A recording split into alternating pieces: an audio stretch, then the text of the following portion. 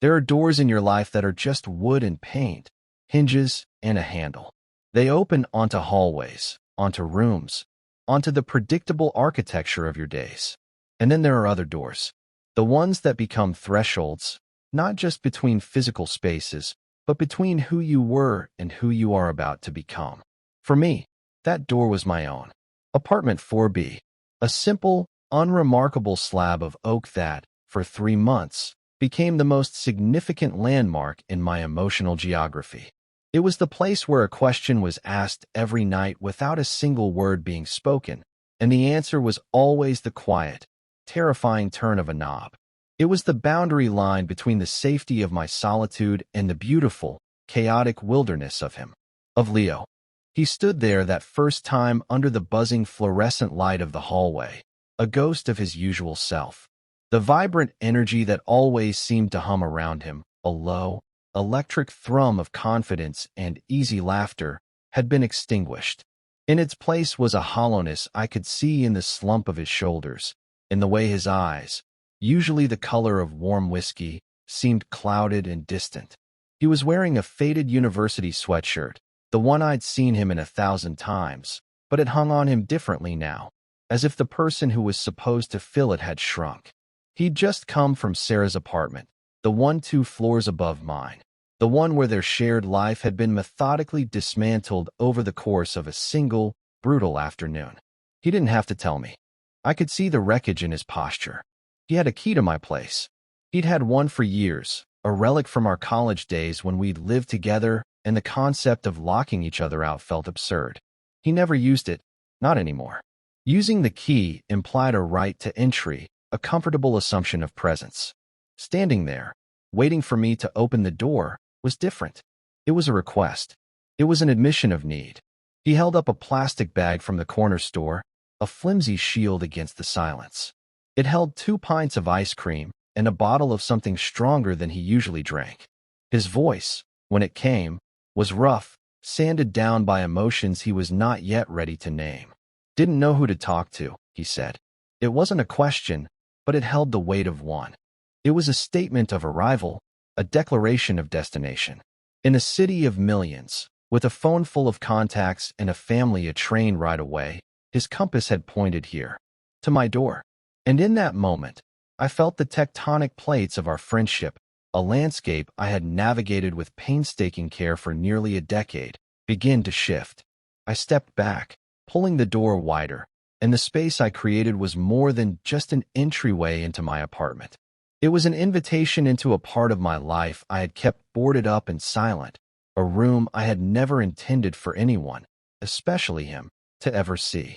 The quiet, desperate hope I had harbored for him, a feeling I had curated and contained like a photograph in a darkroom, was suddenly, terrifyingly, exposed to the light. The breakup was the catalyst, the geological event that sent the tremor through our lives. Sarah. I had always liked her, which had made my own feelings for Leo both easier and infinitely more complicated. She was kind and smart, and she made him laugh in a way that crinkled the corners of his eyes. They had been a fixture, a constant in our group of friends, the couple everyone assumed was endgame. Their relationship had been a container for him, a structure that defined a part of his life I had no access to. I was his best friend, the one he came to for advice on code, the one he called to watch the game, the one who knew the stories behind his childhood scars. But she was the one he went home to. I had accepted that border. I had built my life respectfully on my side of it, tending to my own garden of quiet affection and telling myself the fence was permanent and necessary. But fences, I was learning, are only as strong as the ground they're built on. And the ground beneath Leo was crumbling. He talked that first night, not in a flood, but in fractured pieces. He sat on the edge of my sofa, the ice cream melting forgotten on the coffee table, and he stared at the grain of the wooden floor as he recounted the final conversation. It was the typical language of a long relationship ending, a slow erosion of connection, the divergence of paths once thought parallel. He spoke of loneliness inside a partnership, of feeling like a ghost in his own home. It was a story of quiet entropy, not a dramatic explosion. He didn't cry. He just spoke, his voice a monotone, as if he were reading a technical manual about a machine that had simply stopped working. I listened. That was my role in our friendship, the one I had perfected. I was a photographer by trade, an observer by nature. I spent my days looking for the truth in the spaces between things, in the way light fell on a face to reveal an emotion the subject was trying to hide. I was comfortable in the silence, in the patient act of waiting for the real moment to reveal itself. So I listened to the words he said, and more importantly, to the vast, empty spaces between them. I heard the exhaustion, the confusion, and beneath it all, a profound and terrifying loneliness that echoed my own. I didn't offer platitudes or easy solutions. I just refilled his glass, sat on the other end of the couch, and provided the simple, solid presence of another human being in the room. A quiet anchor in the storm. Our friendship had been forged in a similar, albeit less dramatic, quiet. We met as freshmen, randomly assigned roommates in a sterile cinder-block dorm room. He had arrived first, his side of the room already a controlled explosion of athletic gear, programming textbooks, and posters of bands I'd never heard of. He was all kinetic energy, bouncing on the balls of his feet, his smile immediate and disarming. I arrived with 2 boxes of books, a camera bag, and a knot of anxiety in my stomach. I was the quiet observer. He was the unknowing initiator, even then. He had bulldozed through my natural reserve with an easy, unforced friendliness that I found both terrifying and magnetic. He invited me to dinner with his friends that first night, and when I tried to demur, he just slung an arm over my shoulder and said, "Nonsense. You're with me." And for the next 8 years, I was. Our friendship became one of the foundational structures of my life. We were a study in contrast that somehow complemented each other perfectly. He pulled me out of my shell, into loud parties and spontaneous road trips. I grounded him, offering a quiet space where he could decompress from the pressures of his demanding coursework and his equally demanding social life. I learned the rhythms of his life, the way he'd pace when he was stuck on a piece of code, the specific brand of terrible instant coffee he'd drink when pulling an all-nighter, the way he hummed off-key when he was truly happy. I photographed him constantly, not for any project, but for myself. I have boxes of negatives, of prints, capturing him in unguarded moments, asleep with a textbook on his chest, laughing so hard he couldn't breathe, staring out a window with a look of intense concentration.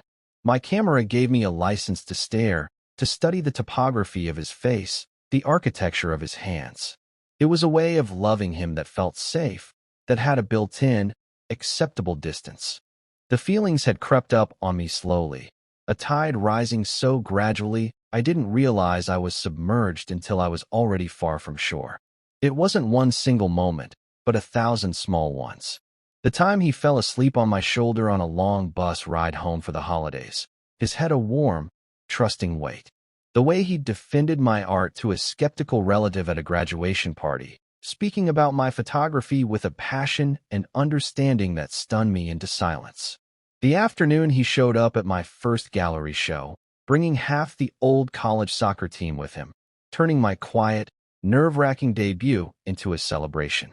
Each instance was a small, quiet click, like the shutter of my camera, capturing a piece of him and storing it away in the darkroom of my heart.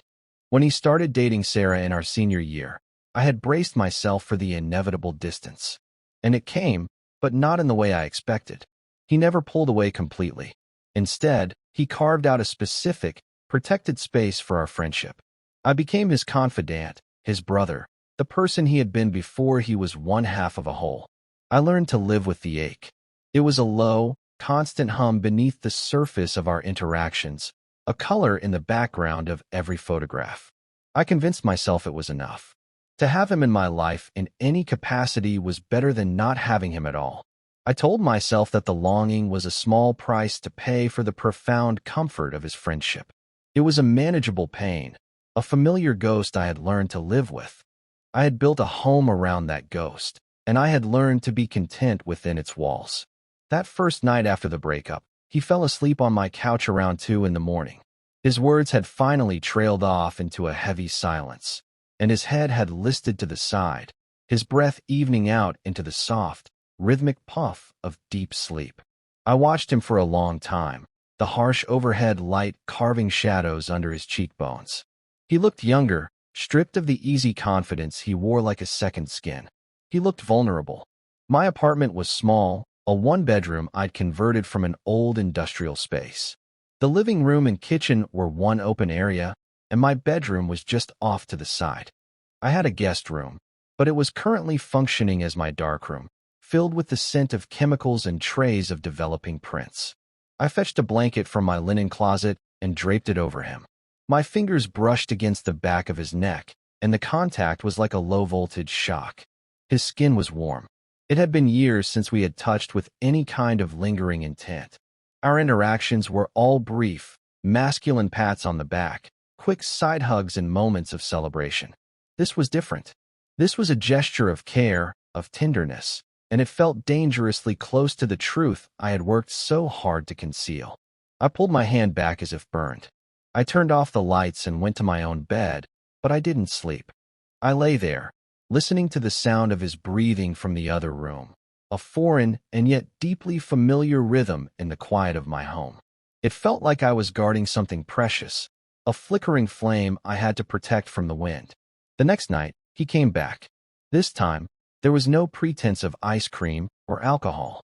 He just knocked, a soft, hesitant rapping of knuckles against the oak. When I opened the door, he was holding a pizza box. "Figured you hadn't eaten," he said, and brushed past me into the apartment as if he belonged there. He did, in a way. His presence had been woven into the fabric of my life for so long that his absence was what felt unnatural. But this was a new kind of presence. It was heavier, more charged.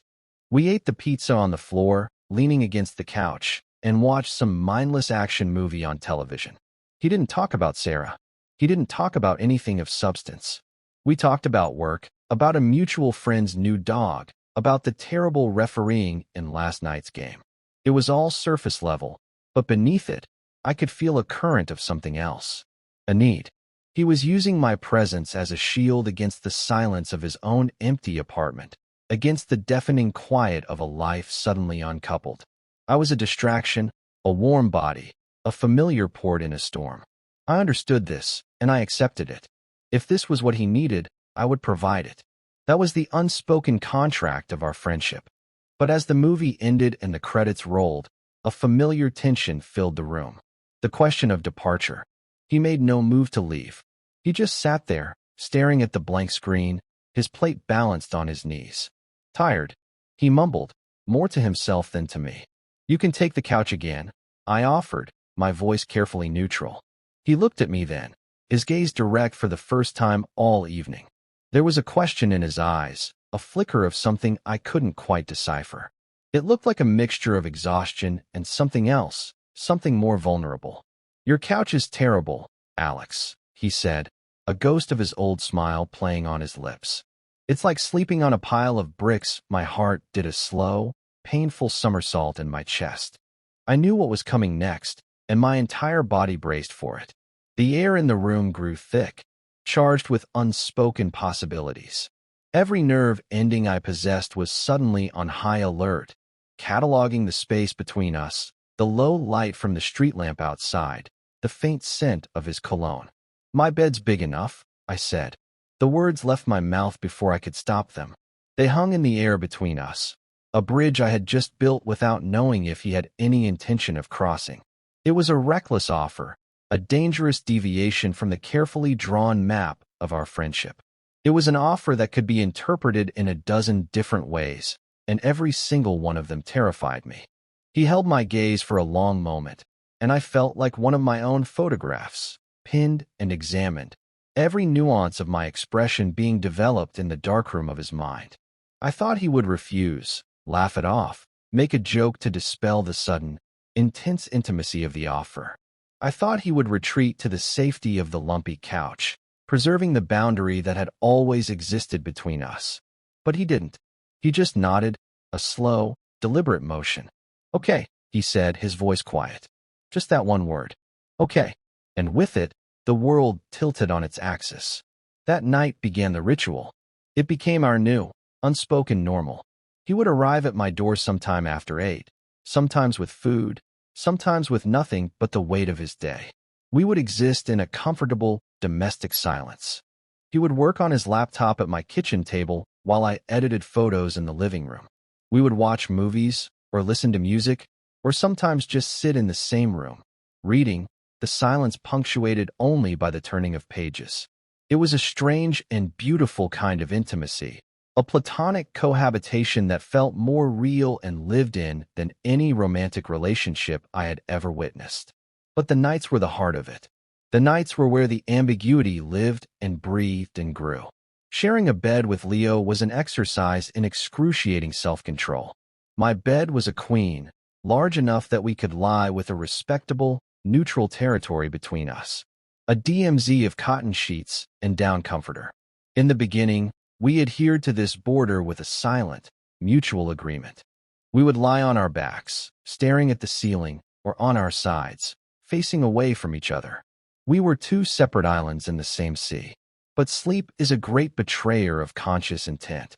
In sleep, the carefully constructed walls come down. A few nights into the new arrangement, I woke up in the middle of the night to find him turned toward me, his face only inches from mine. His arm was thrown across my waist, a heavy, warm weight that felt both alien and profoundly right. His breath was a soft, warm puff against my cheek. I lay there, frozen, my heart hammering against my ribs like a trapped bird. I didn't dare to breathe, didn't dare to move, terrified of waking him, of shattering the fragile, unconscious intimacy of the moment. This became a recurring event. I would wake to find us tangled together in some way, his leg thrown over mine, his hand resting on my chest. One time, I woke up with my face buried in the curve of his neck, my arm wrapped around him, and his hand tangled in my hair. In the hazy, pre-dawn light, it was impossible to tell who had moved first, who was the instigator, and who was the recipient. We were just two bodies that had found a natural, comfortable orbit around each other in the darkness. Every morning, we would wake up in these positions, and for a few seconds, there would be a charged, sleepy silence. Then, one of us would stir, and we would pull apart without a word, retreating to our respective sides of the bed, the invisible border hastily re-erected. Neither of us ever mentioned it. We would get up, make coffee, and talk about the day ahead as if we hadn't just spent 8 hours in a state of profound, unconscious physical intimacy. This denial, this shared, unspoken agreement to ignore what happened in the dark, was the most confusing part of the entire ordeal. It allowed the ritual to continue, to deepen, without ever having to be defined. His need for comfort had found a physical expression, and he was taking it, but under the cover of plausible deniability. It was just sleep. It didn't mean anything, but it meant everything to me. Every night was a tightrope walk between exquisite pleasure and unbearable anxiety. The feel of his body next to mine was a balm to a part of my soul that had been lonely for as long as I could remember. It was a quiet, profound joy, but it was also a form of torture. To have him so close, to feel the warmth of his skin, to breathe in the scent of him, and to know that it was likely unintentional, a meaningless byproduct of his own grief and exhaustion, was agonizing. I was a man dying of thirst, and he was offering me a glass of water, but I wasn't sure if it was a gift or a mirage. I began to live inside my own head, analyzing every gesture, every look, every word. I became a forensic expert of our friendship. When he'd lean over my shoulder to look at a photo I was editing, his chin brushing my temple, was it just casual proximity, or was there something more? When he'd hand me a coffee mug, his fingers lingering on mine for a fraction of a second too long, was it an accident or a signal? I was drowning in a sea of ambiguity, and every small, insignificant detail became a piece of driftwood I clung to, trying to divine its meaning. My photography began to suffer. I couldn't focus. I would go out for a shoot and find myself just walking the streets, my camera hanging uselessly from my neck. The world outside the four walls of my apartment seemed muted, desaturated. All the color, all the light, all the drama was contained in that small space, in the quiet ritual of our evenings, in the charged silence of our nights. My apartment had become a terrarium, a self-contained ecosystem where this strange, beautiful, terrifying new species of relationship was evolving. I found myself studying the door, the grain of the wood, the way the light from the hallway would slice underneath it before he knocked, the sound of his footsteps approaching. That door was the nexus of all my hope and all my fear. Every evening, I would feel a low hum of anticipation begin to build around 7:30. I would find myself cleaning up, arranging the pillows on the couch, making sure there was coffee for the morning. I was nesting. I was preparing a space for him, making it soft, making it safe. And then I would wait. The waiting was the hardest part. The 30 or 40 minutes of not knowing. Would he come tonight? Had he decided this was too strange? Had he found comfort somewhere else? And then I would hear it. The soft thud of his footsteps in the hall, a rhythm I could now identify with absolute certainty. And then the knock. Always 3 soft raps. Not a demanding pound, but a gentle inquiry. Are you there? Can I come in? My heart would leap into my throat every single time. And I would walk to the door, my hand trembling slightly as I reached for the knob, and I would open it. And there he would be. And the relief that washed over me was so profound, so absolute, that it left me weak. One night, about a month into this new routine, something shifted. We were on the couch, watching an old black and white film I loved. It was late, and a soft rain was tapping against the window panes. Leo had been quiet all evening, a more distant, melancholic kind of quiet than usual. He was leaning against the arm of the sofa, and I was at the other end. For the first time in weeks, there was a significant physical distance between us. He seemed to be retreating into himself, rebuilding the walls that had come down. The fear that had been a constant undercurrent in my chest began to rise, cold and sharp. This is it, I thought. It's over. He's realized how strange this is. He's pulling back. Then, in the flickering monochrome light of the television, he moved. He pushed himself off the arm of the sofa and slid across the cushion until his side was pressed firmly against mine. He didn't say anything. He just shifted, closing the distance with a single, deliberate movement.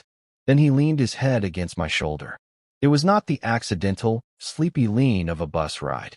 It was a conscious, intentional act, a surrender. His hair was soft against my cheek.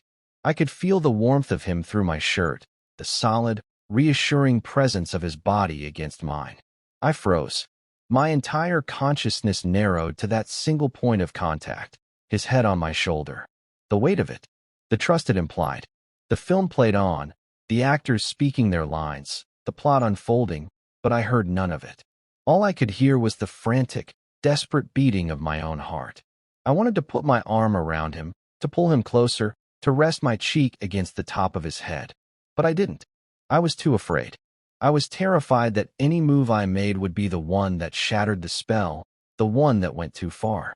So I just sat there, rigid, a statue of terrified joy, while he rested against me, his breathing slowly deepening as he began to fall asleep. He was seeking comfort, yes, but this felt different. This was not the unconscious closeness of sharing a bed. This was a waking choice. He had consciously chosen to be close to me, to lean on me. The thought was both exhilarating and terrifying. It was a crack of light under a door I had long assumed was permanently sealed. It was a hint, a possibility, a maybe, and maybe was a far more dangerous and beautiful word than no. The ritual continued, but it was changed now. The physical barrier between us, even when awake, began to dissolve. He would sit closer on the couch. He would initiate the contact, a casual arm slung over the back of the sofa behind me, his hand sometimes resting on my shoulder. In bed, the pretense of separation was all but abandoned. We would fall asleep facing each other, our legs tangled together, the space between us shrinking until it was non-existent. It was an intimacy that was both chaste and profound, a deep physical comfort that existed in a space devoid of labels. I lived for those nights, for the quiet moments of closeness, for the feeling of his body next to mine. But I was also living on a knife's edge. I was falling deeper and deeper in love with a man who might only be seeing me as a human heating blanket, a convenient and safe harbor in the storm of his own emotional turmoil. What would happen when the storm passed? When he healed? Would he still need this? Would he still need me? The fear was a constant companion, a shadow that followed me even in the brightest moments. The breaking point came on a Tuesday night in late autumn. The air had turned crisp, and the leaves outside my window were a riot of gold and crimson. Leo had been quiet again, but it was a different kind of quiet. A tense, coiled silence. He paced my small apartment like a caged animal, unable to settle. He'd pick up a book, read a single page, and put it down. He'd start to say something, then shake his head and fall silent. Something was wrong. The air was thick with it, an electrical charge before a storm. We ended up in bed earlier than usual, the tension from the evening following us into the small, dark room. We lay on our backs, side by side, staring at the ceiling, the familiar neutral territory between us feeling like a vast, empty chasm. The silence stretched on, taut and unbearable. I could feel him thinking, feel the restless energy radiating from him. I had to say something. I couldn't bear the not knowing. "Leo," I said, my voice barely a whisper in the dark. "Are you okay?" He was silent for so long I thought he wouldn't answer. Then he let out a long, shuddering breath. "No," he said, his voice raw. "I don't think so." He turned on his side to face me, and even in the dim light filtering in from the street, I could see the anguish in his eyes. He looked lost, more lost than he had that first night after the breakup. This was a different kind of pain. This was internal. "What's wrong?" I asked, my own voice gentle. He just looked at me, his gaze intense, searching. It felt like he was trying to read something in my face, an answer to a question he hadn't yet figured out how to ask. His hand, which was resting on the mattress between us, twitched. He lifted it slowly, hesitantly, and placed it on my chest, right over my heart. I could feel the warmth of his palm through my t-shirt, the slight tremor in his fingers. My own heart felt like it was going to beat its way out of my ribs. "This," he whispered, his voice cracking. "What is this, Alex?" The question hung in the air, fragile and terrifying. He was finally acknowledging it. He was finally naming the undefined, ambiguous thing that had been growing between us in the dark. He was asking me to give it a name, to define its borders, to tell him what it meant. And I had no idea what to say. If I told him the truth, my truth, that for me this was everything, that this was the manifestation of a love I had hidden for years, I could shatter everything. I could scare him away forever. If I lied, if I said it was nothing, just friends helping friends, I would be betraying myself and invalidating the genuine, beautiful intimacy we had built. So I said the only thing I could. The truth, but not the whole truth. "It's us," I whispered. "I don't know what it is, Leo, but it's us." He seemed to accept that. He let out another shaky breath, and his fingers curled slightly, pressing more firmly against my chest. He moved closer, the last few inches of space between us disappearing, until his forehead was resting against mine. We were breathing the same air.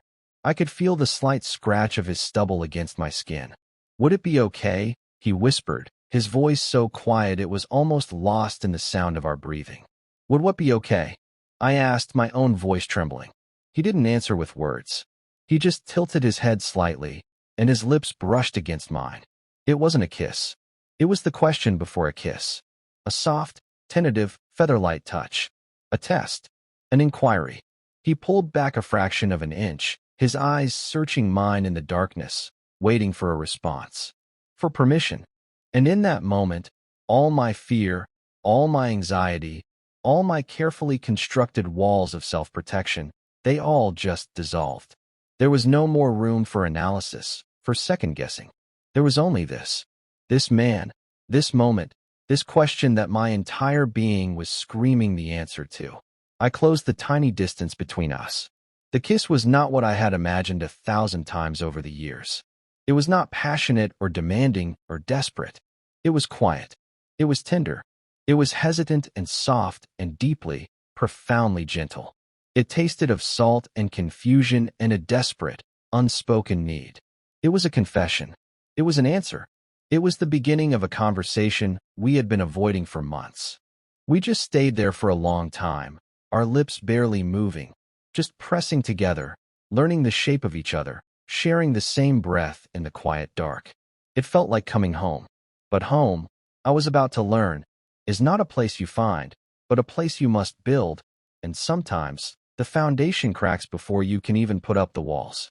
The morning after the kiss was a landscape of excruciating awkwardness. We woke up tangled together, as we always did, but this time the knowledge of what had passed between us lay in the bed like a third person. We pulled apart faster than usual, the silence between us no longer comfortable, but brittle and sharp. He wouldn't meet my eyes. He got out of bed, pulled on his clothes from the day before, and muttered something about an early meeting. He was out the door before the coffee was even finished brewing, leaving me alone in the sudden, deafening silence of my apartment, the ghost of his kiss still on my lips. He didn't come that night, or the next. The silence from his end was absolute. He didn't answer my texts. He didn't pick up my calls. The hallway outside my apartment was just a hallway again. My door was just a piece of wood. The ritual was broken. The terrarium had been shattered, and the fragile, beautiful thing we had been growing was exposed to the harsh, cold air, and I was terrified it was dying. The ache in my chest was a physical thing, a hollow space where the warmth of his presence used to be. The fear I had lived with for months had been realized. I had misinterpreted everything. The kiss had been a mistake, a moment of grief-fueled confusion for him, and I had taken it to mean something more. I had been a fool. I fell into a spiral of self-recrimination. I replayed every moment of the last few months, but now they were cast in a new, harsh light. His need for comfort, my willingness to provide it. Had I taken advantage of his vulnerability? Had I pushed him towards something he never wanted? The gentle intimacy that had felt so real now seemed like a figment of my own hopeful imagination. I felt a deep, profound shame. I had not only lost the possibility of a future I had just barely allowed myself to dream of, but I had almost certainly destroyed the most important friendship of my life. The ghost I had learned to live with for years was no longer familiar or manageable. It was a raging, monstrous thing, and its name was regret. After 4 days of agonizing silence, I knew I couldn't let it end like this.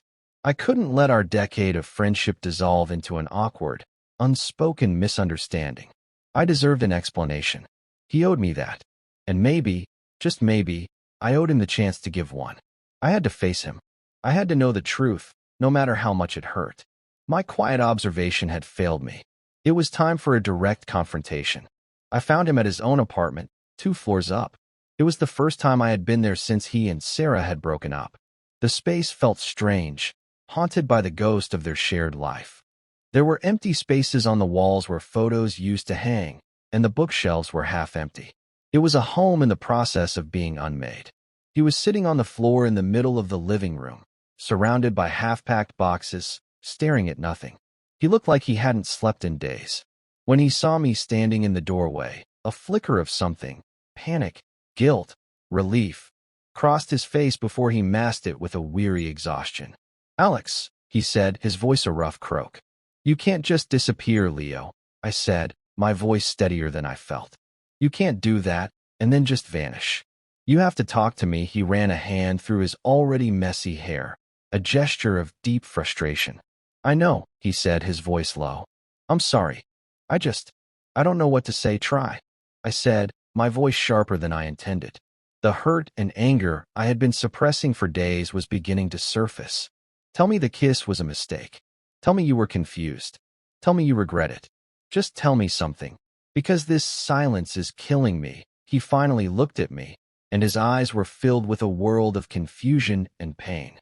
"I can't tell you it was a mistake," he whispered, "because it didn't feel like one.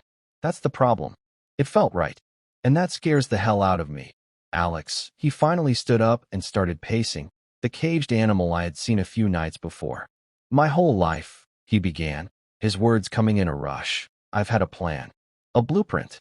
You go to school, you get a job, you meet a great girl, you get married, you buy a house. That's the path. Sarah was part of that path. And when that ended, I was lost.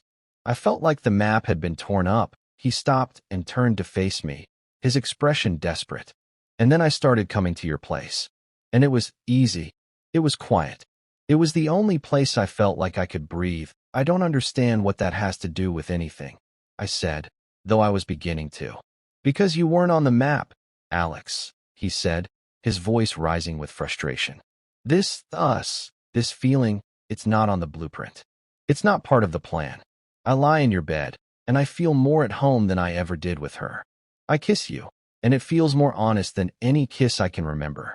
And I don't know what to do with that. It's like I've spent my whole life learning one language, and suddenly I'm in a country where everyone is speaking something else, and you're the only one I can understand. But I don't know the words myself. His confession, his raw, unvarnished confusion, washed away all of my anger, replacing it with a wave of profound empathy. He wasn't rejecting me. He was terrified. He was a man whose entire sense of self, his identity, was being called into question. The straight, athletic, software engineer, the guy who had a plan, was feeling something that didn't fit into any of the neat boxes he had built for his life. He wasn't pulling away from me. He was pulling away from a version of himself he no longer understood. I walked over to him and stood in front of him, closing the distance he had created. So throw out the map, I said softly. The map was wrong. He just stared at me, his breathing ragged. Leo, I continued, my voice gentle but firm. Forget the blueprint. Forget the plan. Just for a second. And tell me one thing. Just one honest thing. Not what you think you should feel, not what you're scared of feeling. Just what do you feel? Right now. He looked at me for a long, agonizing moment. His jaw was tight, his eyes searching mine. I could see the war being waged behind them. The battle between the man he thought he was supposed to be and the man he was discovering himself to be. And then, something in him seemed to break. A wall crumbled. The tension in his shoulders eased, and he let out a long, shuddering sigh of surrender. He reached out, his hand cupping the side of my face, his thumb stroking my cheekbone. His touch was no longer hesitant or unconscious. It was deliberate. It was certain. I feel, he said, his voice thick with emotion, like I've been walking in the wrong direction my entire life, and I just found my way home. And then he kissed me again. And this time, there was no hesitation. There was no confusion. It was a kiss of profound, earth-shattering relief. It was a kiss that said everything he couldn't find the words for. It was a kiss that tore up the old map and started to draw a new one. A map that had only one destination, us. The aftermath of that conversation was not a sudden, magical resolution. It was the beginning of a new kind of work. The process of building a home is slower and more deliberate than the act of finding your way to the doorstep. We had to learn a new language together, word by word. There were conversations, long and sometimes difficult, that stretched late into the night. He had to unpack a lifetime of assumptions about himself, and I had to learn to dismantle the walls I had built around my own heart, to trust that this was real, that he was not going to disappear again. He never spent another night in his own apartment. He slowly moved his life, box by box, from 2 floors up down to 4B. My apartment, once my solitary sanctuary, began to transform. His ugly, comfortable armchair appeared in a corner of my living room. His terrible instant coffee took up residence next to my artisanal beans. His chaotic energy began to fill the quiet spaces of my life, not as an intrusion, but as a welcome, vibrant counterpoint to my own stillness. The door was no longer a threshold of uncertainty. It was simply our front door. The ritual of his nightly arrival was replaced by the simple, profound comfort of him already being there when I got home. The intimacy between us deepened, settling from a state of charged ambiguity into a quiet, steady certainty. The physical closeness that had once been a source of such anxiety for me became the bedrock of our relationship. We still slept tangled together, but now there was no pretense, no mourning after awkwardness. It was just the natural state of our being. Waking up with his arm around me became as normal and necessary as breathing. It was in the small, domestic moments that I truly understood the depth of the change. The easy way he'd hand me a towel when I stepped out of the shower. The way I would put a hand on the small of his back as I passed behind him in our small kitchen.